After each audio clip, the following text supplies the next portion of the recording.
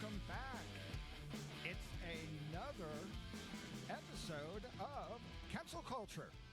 And ladies and gentlemen, here he is, the pharaoh of pop, the tycoon of trivia. Yes, ladies and gentlemen, here he is, comedian John Cancel. Hey, thank you very much for listening to our super show tonight. It's me again.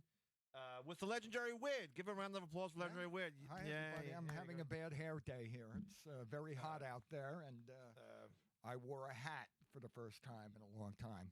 You know, there's a TV show called He always gets flustered when he thinks that. Okay. called Kolchak, the Night Stalker, Oh yeah, I love that show. and his trademark suit was a white seersucker suit Yep. and a white fedora hat like that. I know it's a podcast, but it looks like a white fedora, but it had a red band around it. So I like quirky, looking things up like that, like a movie not memorabilia, movie memorabilia, Movie trivia, John. Or Okay. Behind the scenes reporting. That's what I like. Yeah. What really went on in behind the scenes? Well, it's neat for like a Halloween costume, but I was looking up, if you ever want to go out for Halloween, it's Kolchak, which is a very famous show that everybody knows about.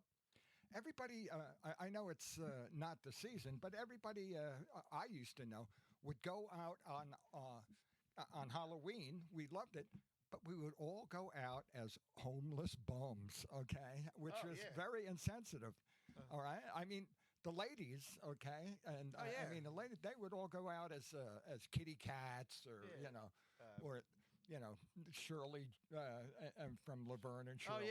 They'd go out and be able to do that. But guys would always dress as hobos or. That always made me laugh too when you watch a sitcom from the 70s or 80s, even today, when somebody does go as a hobo. Right. They look like Red Skelton's hobo. They have a charcoal beard, a shiny satin knapsack, a big flower, and there's no way a bum could afford a suit like that, right? Or there's always something like a Halloween party dressed as King Louis XV. Nobody ever goes to a party like that. I guess it's all portrayed like in movies like It Happened on Fifth Avenue, okay? Pink Flamingos. My Man Godfrey, the same thing happens in that. I mean, the Forgotten Man was, after the World War. But but even those movies too. There's people that come into a costume party dressed as a suit of armor. Like nobody ever does that. Do you ever watch? Oh, but real quick, they sell the Kolchak hat. What do you think it goes for? And the hat there is a normal one. All right, this is a normal hat. I never bought a hat in my life, John. Say that's like $35 or something like that, right? Yeah, it's the Kolchak hat made in his style. It's the same hat as that one. There's a red band around it. It's $245. Wow, and for a hat, that's a lot of overhead. That must be sombrero. Sorry. Every time I put a hat on like that, I kept hearing music. What? You know why? What was that? I had to take the band out of it.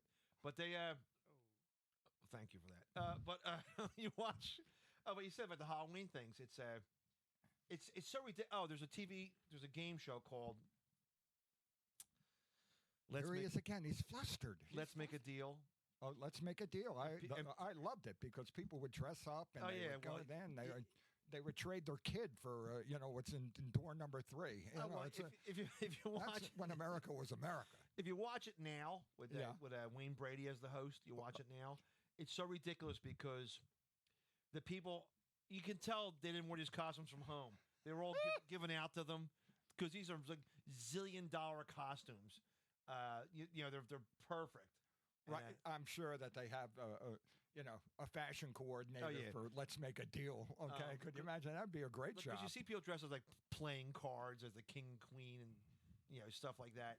But real quick though, a quick reminder to our listeners: Legendary Wid is in a very interesting band. He's in an interesting band called the Roddenberries, named after Gene Roddenberry, who created Star Trek. And this is a neat band because it's like I don't want to keep making comparisons like to Weird Al Yankovic. It's song parodies, but it's much more because it's just on the subject of Star Trek, where it's not just all parodies of everything that's out there. It's parodies put to Star Trek culture. One of the best compliments I ever heard about like Weird Al was his songs, his parody songs, could be their real song. It's in the same tempo, the same pattern. The words fit the same way the original song does. Like it doesn't like squeeze words in. Like he'll work at it until it actually thinks you think the song he's parodying was an original song he wrote, which sounds weird saying that if you know what I'm trying to say. Your band does the same thing with the Star Trek songs. Very, very, very similar. They're committed musicians. They're all talented. It's a really fun, entertaining show. And you don't have to be a Star Trek nerd.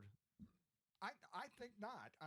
You don't have to be a Star Trek nerd because everybody through osmosis who lives on this planet has seen at least one Star Trek.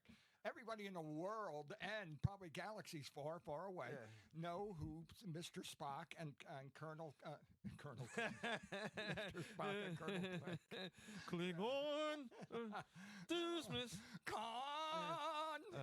It's the Wrath of Khan. I see it's nothing. the 40th anniversary, so we're celebrating the 40th anniversary of Wrath of Khan. I have a song. Well, it's not too far from the hometown studios here at Wildfire Studios. It's at the Landis Theater in Vineland, New Jersey. Beautiful Vineland, New Jersey. And it's at the Landis Theater, an old-time theater that was refurbished, so everything is state of the art, okay? It's really it's a beautiful thing. And the Roddenberrys not only sing and dance and do everything else, we also show a couple movies or video clips. It's you got to see this theater. If you just look up online, it looks like an Art Deco theater from the 20s, like with that aqua blue, the aqua green, neon lights, like an old-fashioned jukebox along a building. And we performed there doing super comedies a couple times. Very fun, neat room, and you'll have a good time there. It's really neat, entertaining show. It's funny too because Star Trek fans don't like the term Trekkies. I hear that too, but I think that the Star Trek that's sort of like, if you had a choice, Star Trek fans don't mind being called Trekkies. But they get mad though. They want to be called Trekkers. I'm like, you Trekkers, deal. But that's like the kids who want different pronouns today. Just call what it is. You're a 55-year-old virgin, right? Hey, I lived with my parents until I was 28. Okay? Why? I wanted to graduate high school first. But also too is that now this one's a tribute to the Star Trek: The Wrath of Khan. Yeah, and which actually it's really fun because when you watch the TV show, Khan was a villain who was a super genetically engineered person, and him and his crew were set to colonize a planet, and they were genetically engineered to last longer on the planet. They're humans, but they have stronger strength, density, and all that stuff, heightened awareness, like a Captain America.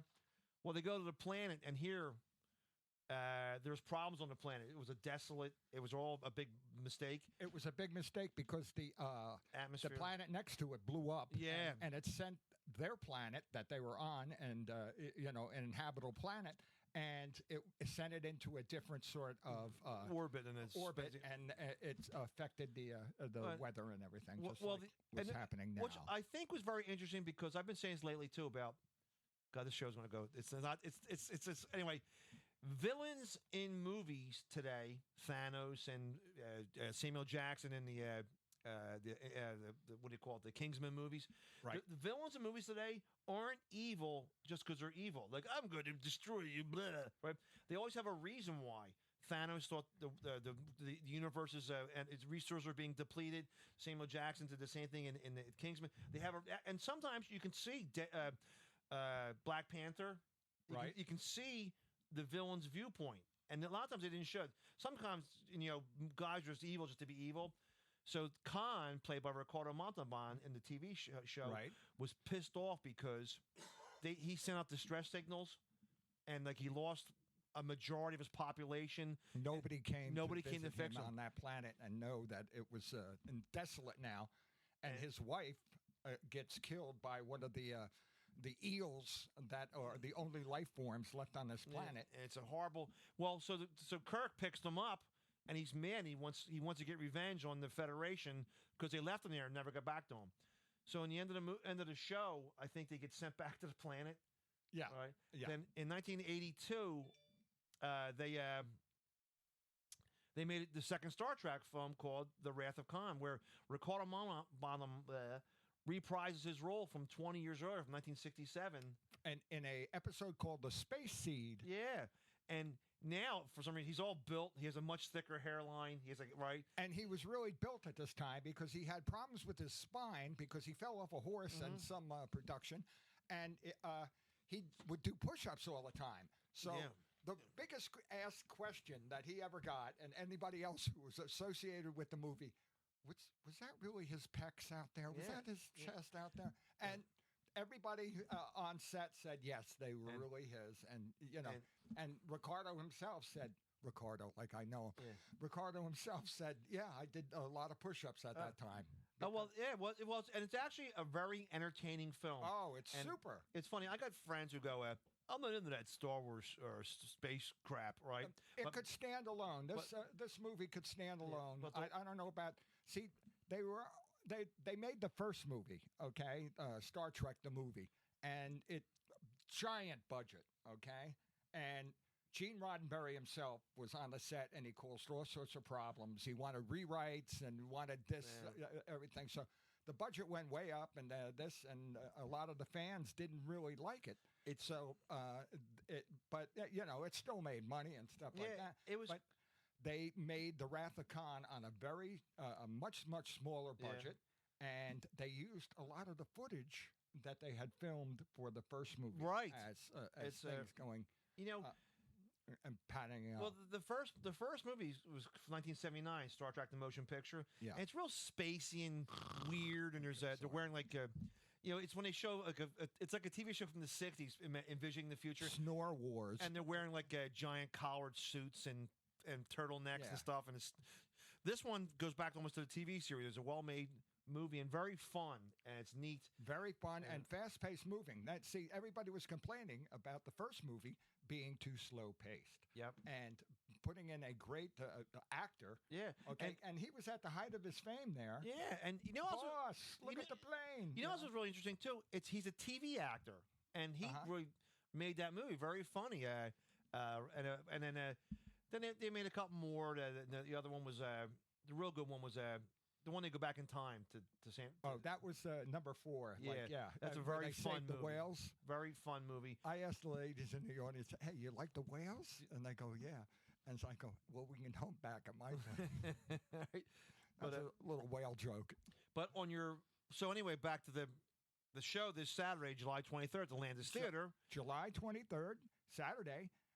We will all be there. We're beaming down in beautiful Vineland, New Jersey, okay, where there's been a lot of UFO sightings around that Vineland area. And that's all sorts of plate-shaped ones that are as big as two-story houses. It's and variations. Like Vineland and all those. They're known for their farming. Like that's the dingleberry capital of the world, or the cranberries. What is it? The dingleberry capital of the world. No, it's the blueberry capital. Oh, can you imagine going? I have one of those dingleberry muffins. Yeah, no, it is a blueberry capital. It's within the very mysterious Pine Barrens. Okay, so where it's the start of that. And Vineland I like because it was started by Welsh from Welsh's grape juice and everything. And he started it as sort of a utopian health place, right? Okay, to be out in the desert. There's a couple people who did that too. But you know what was funny? The last time you and I were there, the very popular African American comedian. Well, no, he's African. Is Michael Blackson. Michael Blackson, the African King of Comedy, who is playing at as we speak. And on Broadway at Caroline's. Oh, very nice. Well, he was filming a show called Coming to America, called My American Princess, where it was like a version of he played an African who's looking for an American girlfriend, like a bachelor show. Only it was very interesting. And he did a show there one night, and he filmed it, and he had Wid and I open for him, but he also had two other people on the show, and Michael Rage and his brother came out. As a predominantly African American audience, and they were fantastic. They were great. All right, they had a Regina Smith one up, and she was nice, and she played the accordion. Then I don't know why anybody thought this was funny. Michael Rage and his brother came up to a predominantly African American audience and did Who's on First. They murdered it. They did not remember the Who's on First, and they went into like a rap version of it or something like this. These two wannabe rappers, and I'm saying wannabe because they were middle-aged white guys. Who's on third? Mike Schmidt. That's not how we rehearsed it. Who's on here? Whitney Houston. Yeah, it was awful. They completely and they messed it up. But it takes a lot of practice to do that. I remember down the shore at Trump's Plaza, when we were doing Spectacular Days of Radio, we had these two impersonators, okay? And one guy was from Patterson and had and they did Abbott and Costello, and every night, I mean, even if the show was going bad, they would get big-time laughs with that routine. It's interesting, too, and it's about that routine, because it's not original to them. It was by a husband and wife duo I did not. I thought that somebody else. I did not know it was a husband and wife comedy team, like in a vaudeville house. They would do a version of it, and but it was very interesting. And but you know what, to tell you real quick, I want a little warning too. If you ever get a Facebook message or any message from anybody online that says, "Hey, I found a funny picture of you. Hey, I saw a video of you. Hey, you were on the news. Click here," right? Especially if you're on Facebook and you click on it and it says, "You must be on Facebook to view this." Re-enter your information in. Don't ever do that because you're already on Facebook. Some comic from Ohio who I met, real nice guy, but he's like a middle-aged guy, and he's like his Facebook, what do you call it, headshot? His profile picture. Is taken with his laptop, and it's like looking from the neck up. It's like, I don't know, I don't care, I don't know how computers work. When it's just a matter of like hitting anyway. He fell for it. So on Saturday morning, I get a text from him saying, "Hey John, it's blank blank. Listen, my phone, I lost my phone. Can I have your phone number?" So I did. I gave it to him. Next thing you know, I get a strange message saying, "Click here and re-enter your information." So I clicked on it, but I didn't do it. And here it was PayPal. He was using my phone, not him, a scam, was using my phone number to have a new email, a Facebook password sent to my phone so they could steal my PayPal account. So I didn't do it. So I wrote back to him, "How do you know me?" And he goes, "Sir, believe me, I know you. We're friends." He didn't say, "Hey, John," and no one uses the word "sir" in an instant message, right? Scammers use Yeah, sir. exactly. Yes, that's European or African or from some other country. Nobody calls you sir in your own in America. So I immediately or any of your friends. So I clicked on. I went to his profile, and all of his friends were going, "Yo, dude, I think you're hacked. Yo, dude, I think you're hacked." Today, my very funny comedian friend's wife said, "Hey, I got an instant message from her.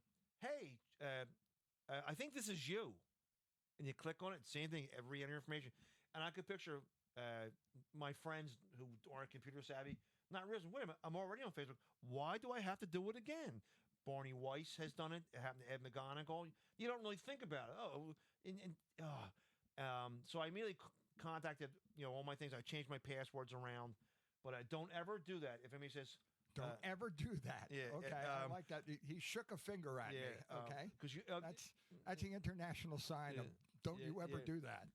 It might go, "Hey, John Kenzel sent you a message," and you click on it. It says, "Hey, Wid." No, it won't say, "Hey, Wid." It doesn't. It says, "Hey, here's that thing we did together," or something like that. That's why you shouldn't. If they call me Michael, then I'm suspicious. If they don't call me my nickname or start off with a curse word or a dirty joke, I'm suspicious. That's why you also what do you call it? On your email address or your email name, don't put like Johnny Philadelphia. Now they know your name's John, but you put like JK or MB. Because my mom did that several times. Her name was Ann Kensel. Next thing you know, she'd get an email. "Hey, Ann, remember we were talking about this, and she doesn't know who it is. She goes, "Oh, I just clicked on it to see who it was." Next, thing you know, you can always pop up ads and stuff, and she goes, "I didn't know." So then we changed her email address to They say I had Dingleberry. one guy who says, "Hey, look what I found." That's Okay, it. hey, and of course, we have curiosity in this world. Oh, yeah. And of course, you want to find out. But I called the guy instead, and he goes, "I didn't send you anything." Oh yeah, and then and so I guess I was spared that. oh yeah, it's And I have never been in Facebook jail, and I'm kind of like, Oh. I was well no, they I got suspended from advertising or going live for 90 days. They went back 2 years. I posted a funny picture when they said that Trump said drink bleach to kill the virus, right? Okay. Well, it was a redneck upside down with a funnel up his rear end, dumping bleach in his rear end, saying, "Am I doing this right, Dr. Trump?" Right? Well, Facebook. They should have put you in real jail for that. It was a meme. It was funny, right? I posted in a private group. Yeah.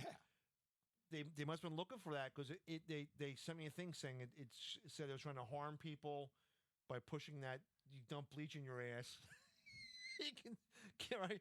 And it was 2 years later they got me for it, and so Don't I could. porn stars do that? Don't they do something? No, they do bleach. They bleach a body part. They don't dump bleach inside their asses. What, Right. They snort Comet? Or, Yeah, right. or Yeah. no Comet. But it was just. I see people say it all the time, like, and I see some people put the stupidest, worst things in the world online, and they Yeah. go, "Oh, I was in Facebook jail for 3 months." Like, what you put, you idiot? It's just have fun. But speaking of internet, Hey, you know what time it is? you know what? You know what time it is? Yes. Hey, ladies and gentlemen, every week we do this segment, and it seems to get a great response. So I think we have new music on this one. No, today. that's record music. The Odd Couple ones later on. Oh, okay. Ladies and gentlemen, once again, I've been misinformed, and I am going to bring him up right now. Ladies and gentlemen, his tweets for the week. Here's comedian John Kensel. It's so hot in Britain today, How hot was it? you could fry a meat pie and blood pudding on a car's bonnet. See, that's what they call the hood of the car, bonnet. Yeah.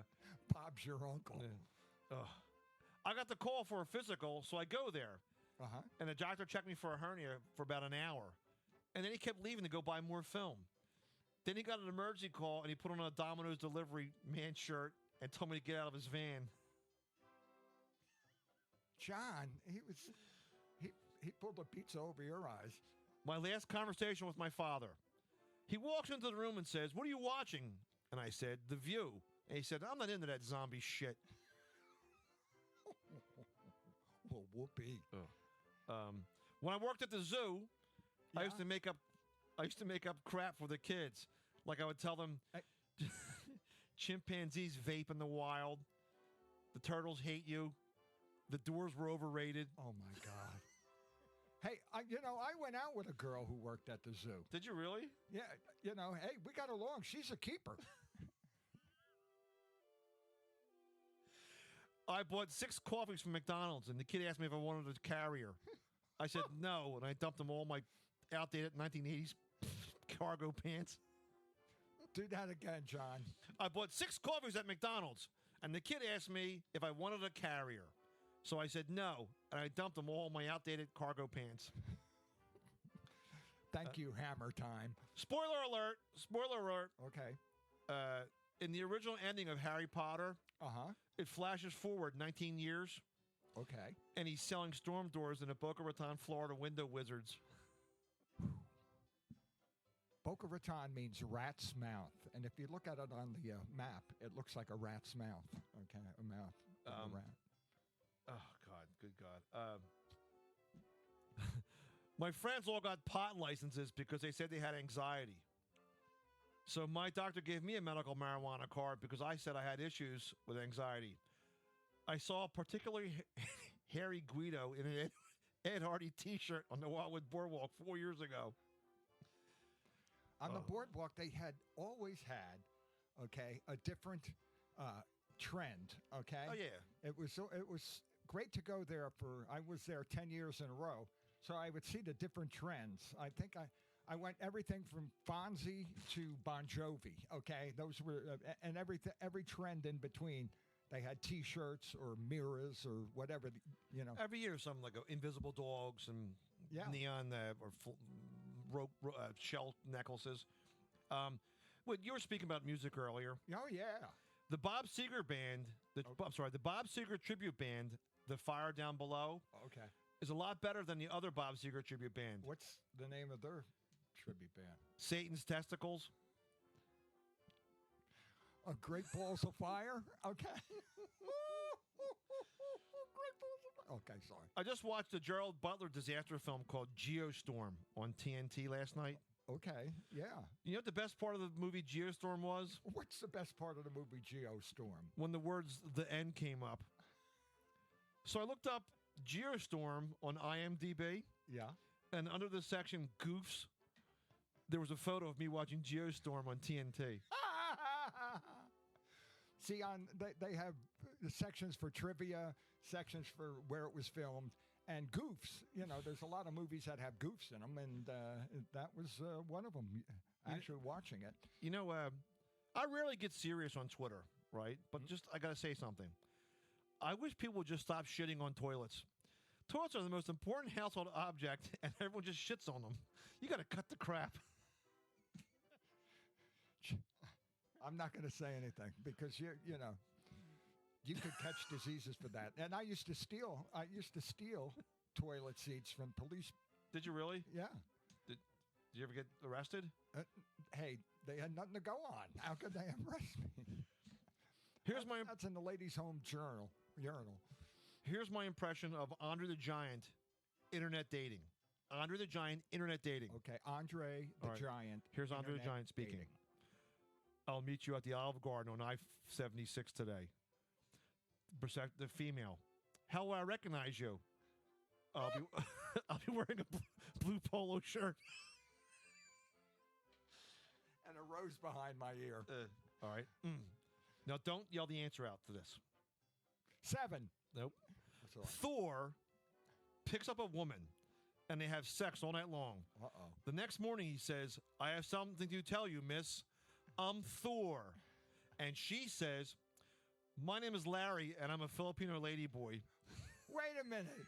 That's not how I heard it. Speaking of Thor, you must be hammered. You know. 2 years ago, I saw the Rolling Stones in Philadelphia. I think I was there only about a year and a half. And they're getting older. Oh, they're and I think rolling chairs. Yeah, I thought he made a mistake. Yeah. But Mick Jagger sang, "Shart Me Up," and everyone laughed. And he said, "Blimey, I'm not kidding, blokes. I have a meat pie in me underwear." What did he say? Oh, I busted a button on my trousers. You don't want my trousers to fall down now, do you? That was from Get Your Ya-Ya's Out. And that's for you Rolling Stones fans. I saw Paul McCartney 2 years ago in Philadelphia at the stadium. I snuck into that one. I snuck in through a fence that I had snuck into ball games to. And I got to see Paul McCartney. I had to stay up at the concession because every seat was taken. Well, Paul McCartney trying to relate to the crowd. Yeah. He walked out and he said, "Hello, Philly. I just had a cheesesteak and blood pudding and meat pie dinner made out of tofu." Wait. And the crowd yelled, "Shut up, Mary Poppins." And then he got hit with a car battery. Was that? Did they find the guy who threw the battery? No. Was he charged? Halfway through the concert, something happened in Philadelphia. What's that? And Paul McCartney said, "All right, whoever took me left-handed bass, I'll turn around and give it back, no questions asked. Don't make me go all Brian Epstein on your ass." Poor Brian. How did he die? In a plank? Oh, overdose. No, he overdosed. Yeah. On IMDb. Yeah. IMDb is the Internet Movie Database. Okay, and that's what you should. After you watch a movie, you should always go to. It's very interesting. IMDb. Well, I looked up the Zapruder film, and under Goofs. That's not a movie. Under Goofs, it said there's a huge continuity error. JFK starts the scene with a straight haircut, but in the end, it's all disheveled. Was that among goofs? Okay. Was that? Wade, I'm going to fire my How's the agent. brood up? I'm going to fire my agent, Ruben Kin McGonigal, because I don't think. Wait a minute. You have an agent? Yeah, Ruben Kin McGonigal, like Okay. Ruben Kincaid. Yeah, Oh, it's Kin McGonigal. I heard of him. I caught him lying because I was in his office and he said he couldn't talk right now. He was making a deal, but every time he put his cell phone up to his cheek, Oh yeah. his garage door went up. And his mom kept yelling down, "When are you going to cut the goddamn lawn?" He wasn't a good manager. Well, I had a couple of managers in my life, and I'd always fail to pay them. They'd pay me under the table, and I'd forget about it. I'd go out and drink it. So, needless to say, it probably affected my career in great things. But I'm sorry for all those guys. Did I ever tell you I was a correspondent for a national TV health show? No, you did not. I did not know you worked there. Well, this happened. Dr. Oz said, "Here's John Cancel with medical trends this year." And I said, "Thanks, Dr. Ounces. Belly buttons are out this year." And he yelled, "It's Oz, not ounces." And I said, "Get the F out of here." And then I got fired, and I returned to driving a prop comic to VFWs in the New Jersey Pine Barrens. What? That is so mean, John. How could you say that? Wait, Yes, sir. why did they call the Elephant Man Elephant? He looks nothing like an elephant. They should have called him Mashed Potato Face Pete or Captain Pierogi Puss. He was an ivory girl. Was he? Okay. I'm Oh, Elephant. and you didn't know I was kidding? Tusk. Wait, or anybody here in the studio, does Massengill have a collection service? Massengill have a collection service? Because this morning, I answered my wife's phone, Yeah. and a guy said, "Is the douchebag still there?"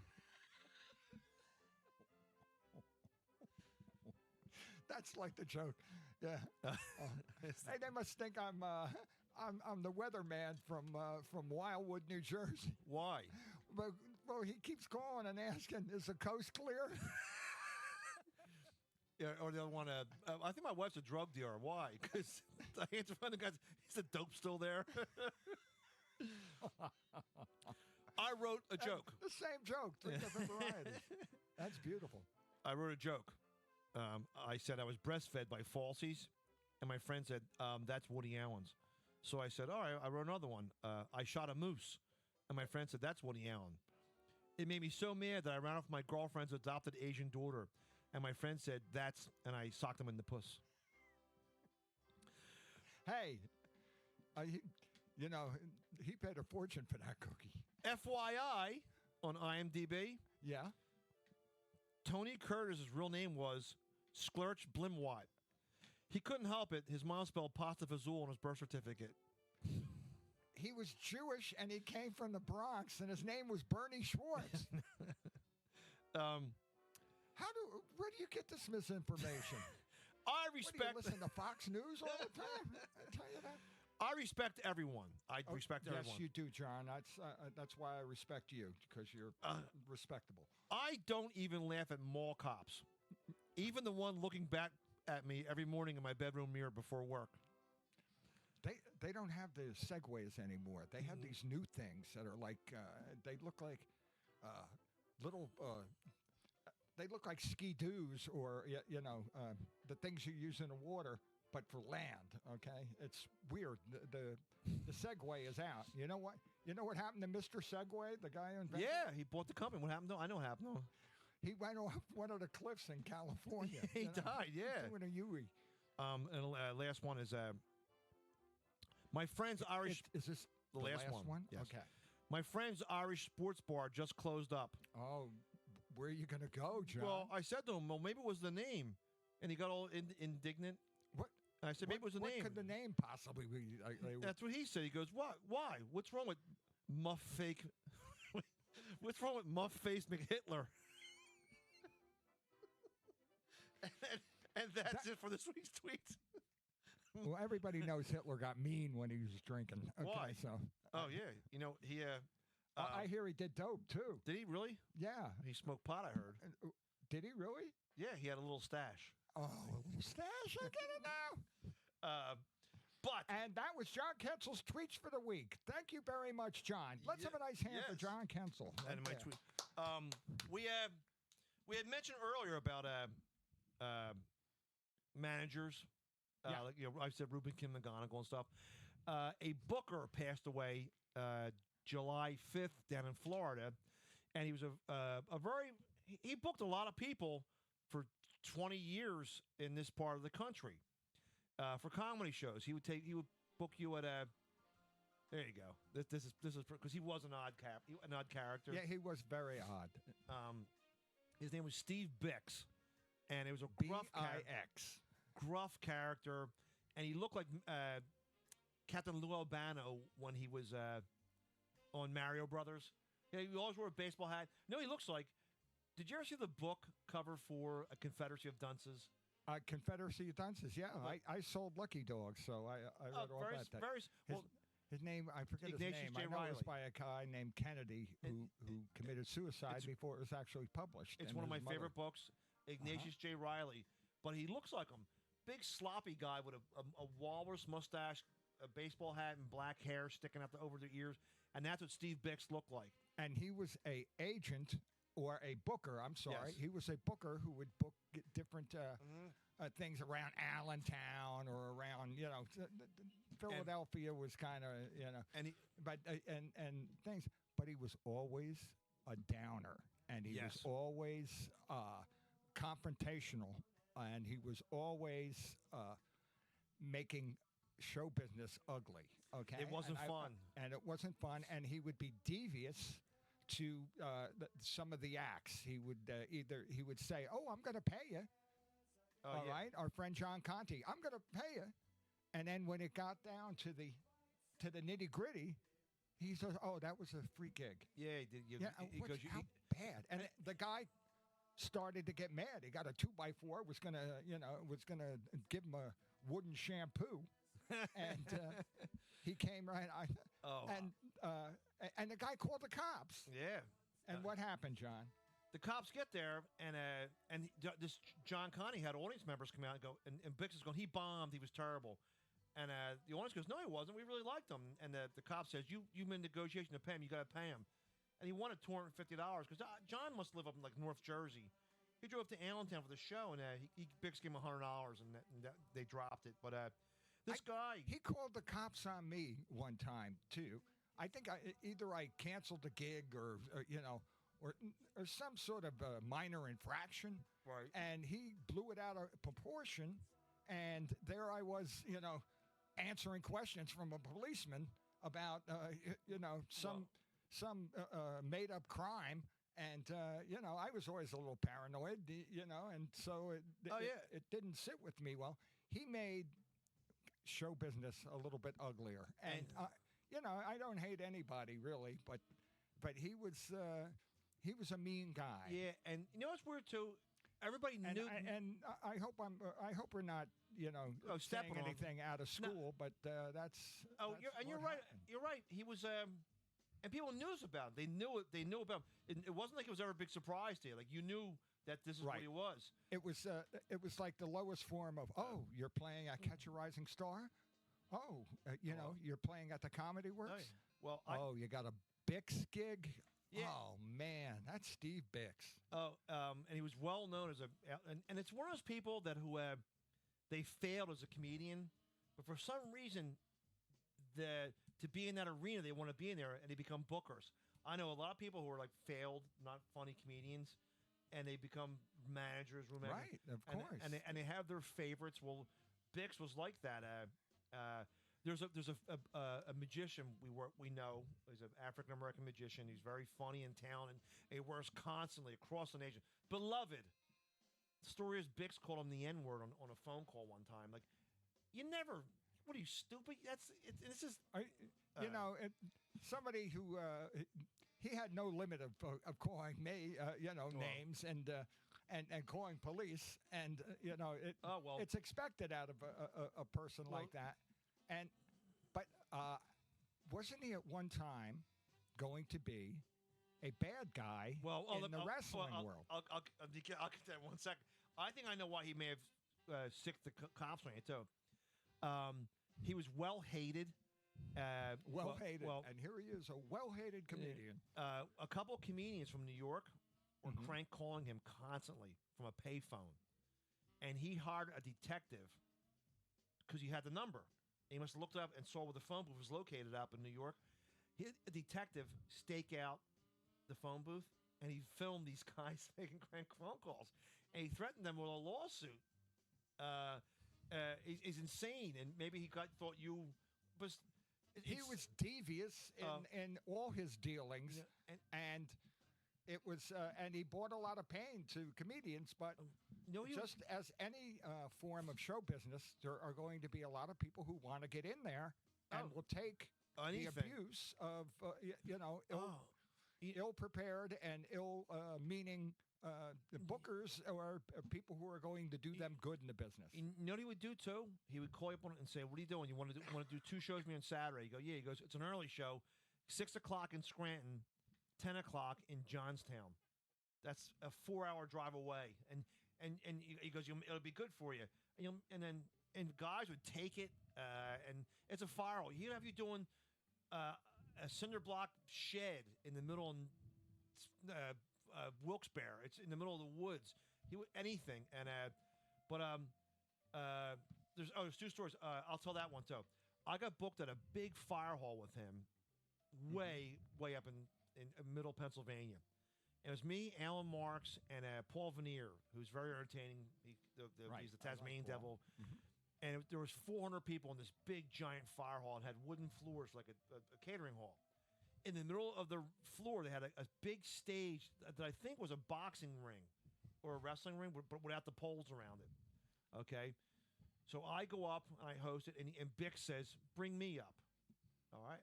Because I'm going to do a guest spot. And your guest spot should be no more than 10 minutes at the most. He usually did like 30 minutes. It was awful. Old dirty jokes, other people's materials. So, all right, it was a high stage. I'll say it was 6 feet off the ground. He walks up the metal steps, like the kind of on a concert you see our next to a stage, in front of 400 people. There's firemen there. He gets to the top step. The steps collapse flat.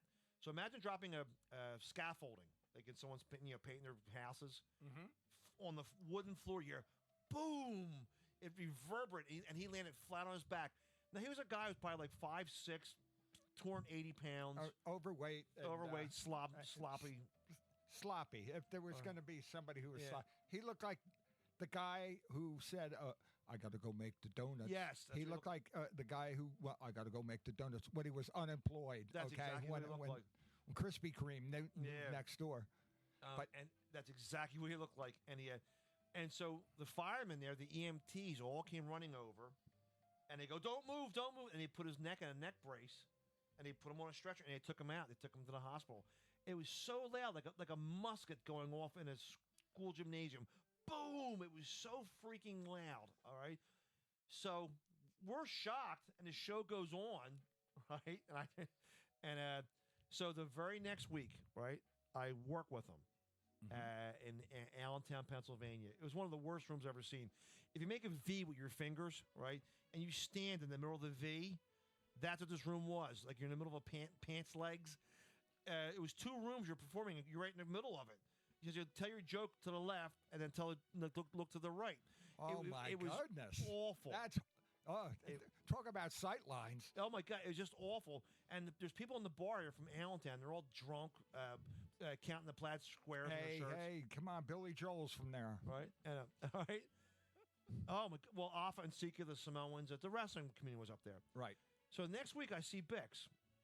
And I go, "Steve, are you okay? I thought you'd be in the hospital in traction." And he goes, Nah, I'm okay. He goes, but fortunately, due to my extensive wrestling training, I knew how to take a fall. I'm like, I saw it. I saw this whole. It was not, you can watch wrestling. They fall, they'll tumble, they'll roll. Right. He was 6 feet on the ground. He fell flat on his back. Boom, on top of all those flat metal steps. Boom. It was awful. Right? And I go, "You trained as a wrestler?" He goes, No.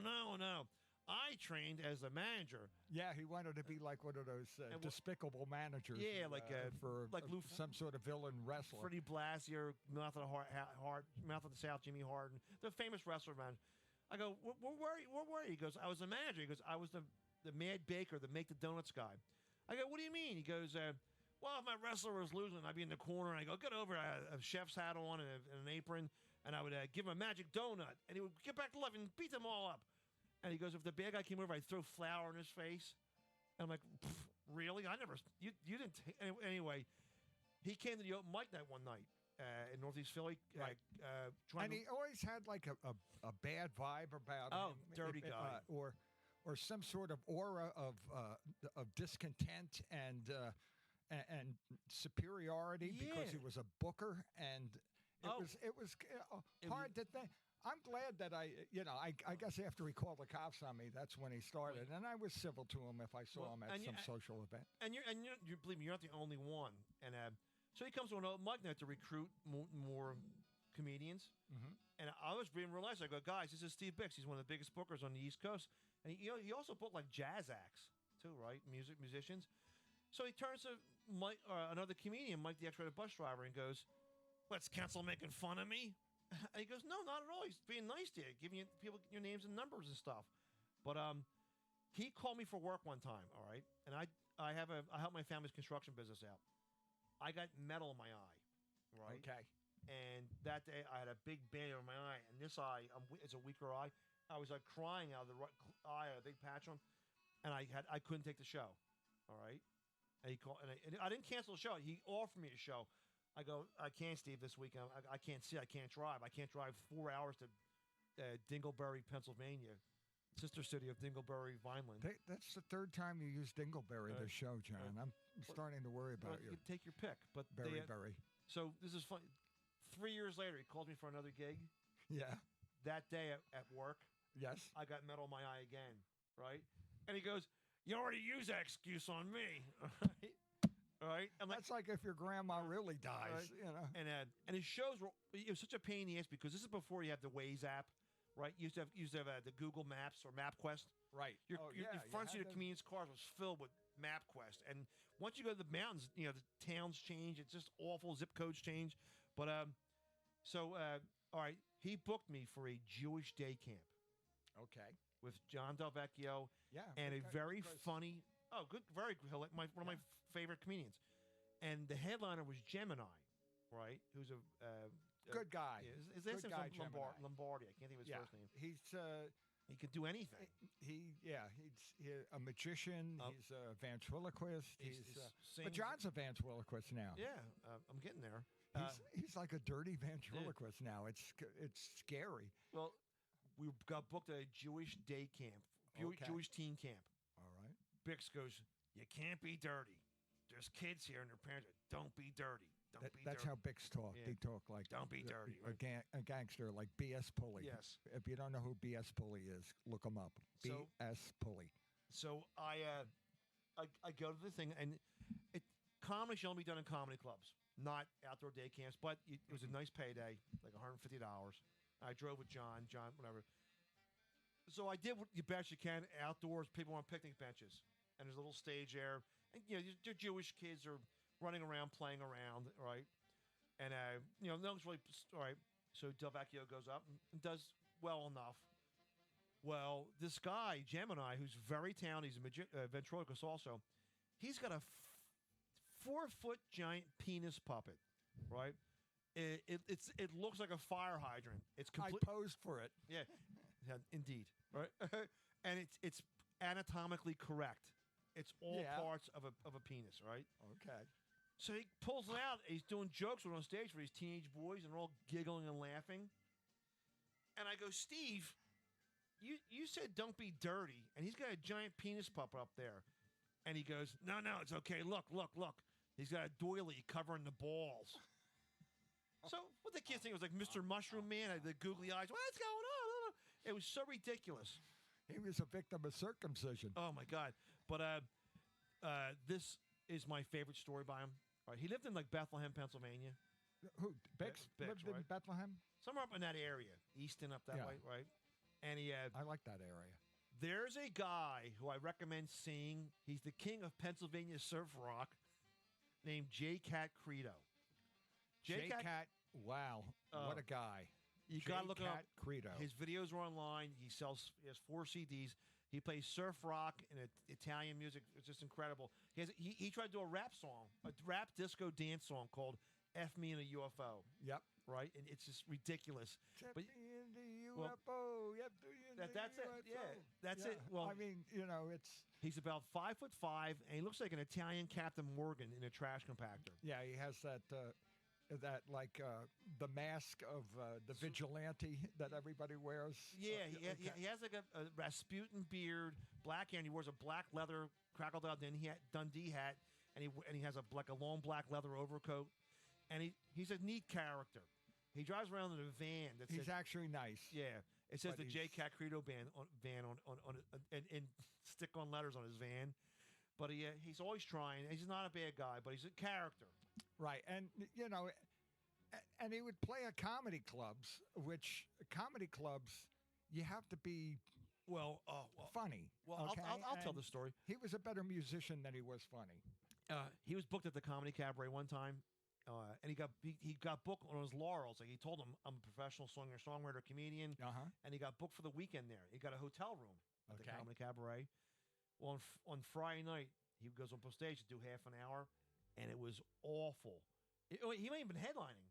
It was awful. The crowd hated it, and he starts singing. Here's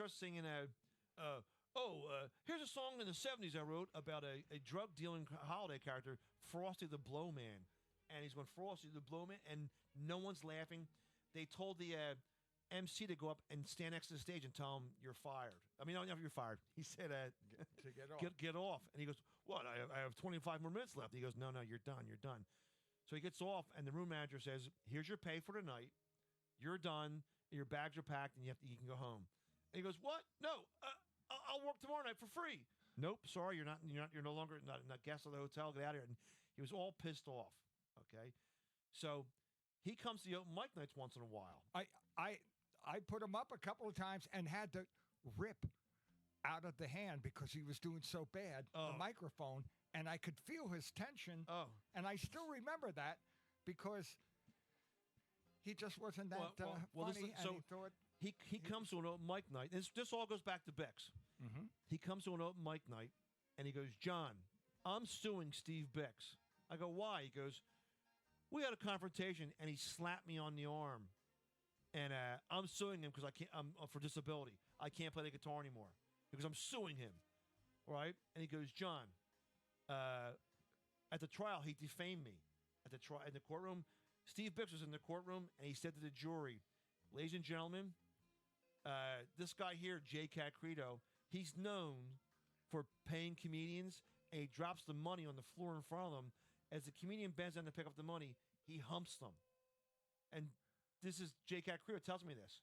And he goes, John, can you do me a favor? I go, why? He goes, film me paying you and not doing that so I can use it in court, right?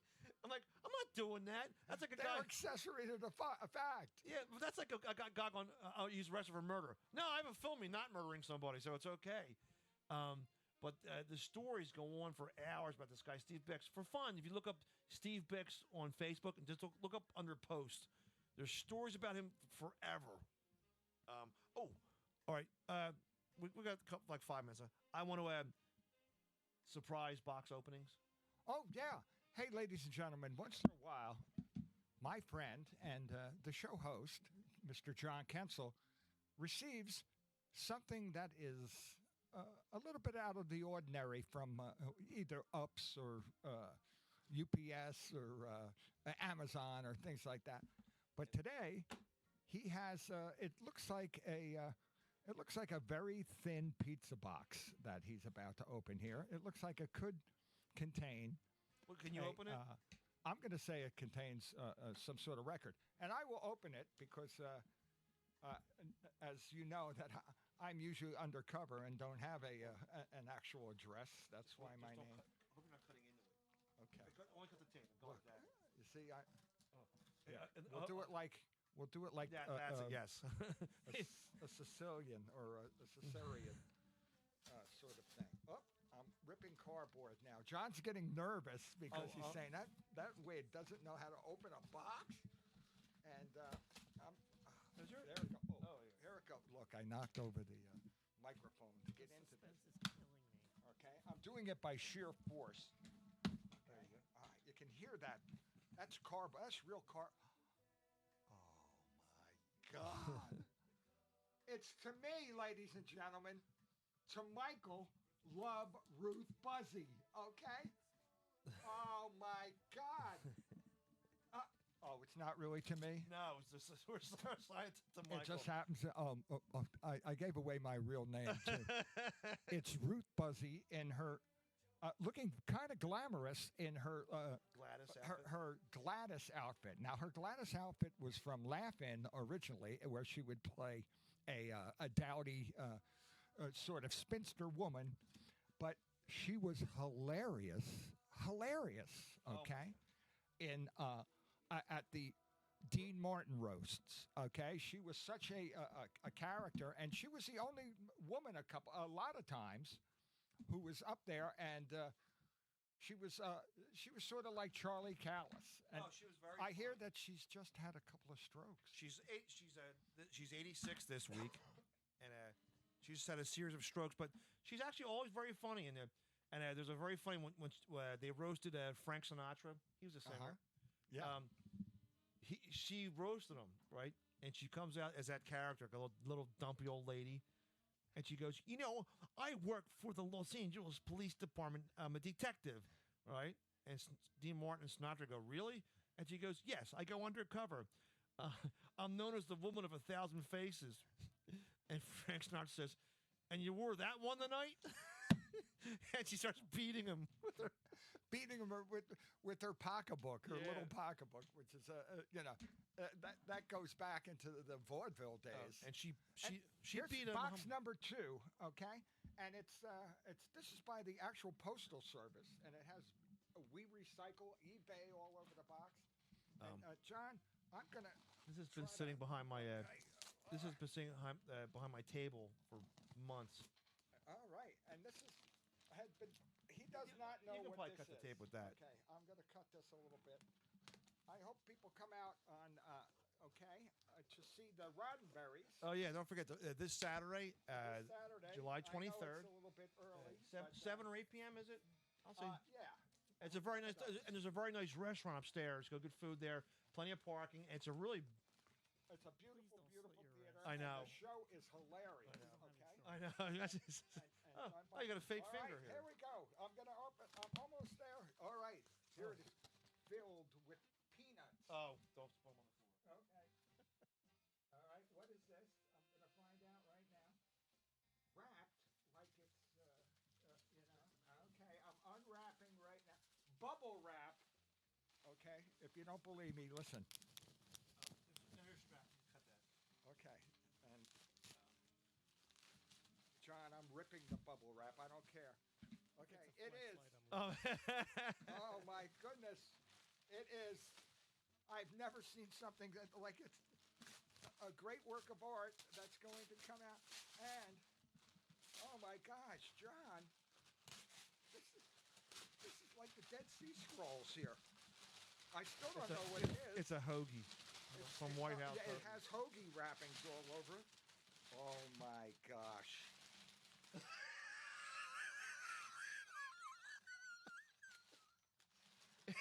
It's a broken dummy.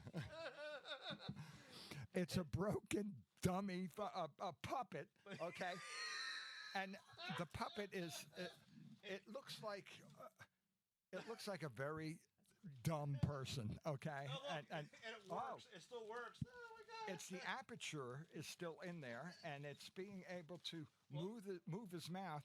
It's just another one of the ventriloquist puppets from Pelham. What's the name of the company? don't I'm not going to open this. This is I'm sorry. There's a little hat right there. A hat and a wig to hide his chemotherapy. Hey, ladies and gentlemen, this has been this has been the unpackaging of some of John's latest, and I hope you all make it over to Vineland on July 23rd and come see the Roddenberries. I call this the panty dropper. Chicks love it. It is a puppetry Spanish fly. We're going to call it the safe that dropped on your head, John. Okay. But that's it for this week's show. Thanks for listening, and we'll see you next time. Thank you very much for Legendary Wit and John Kensel.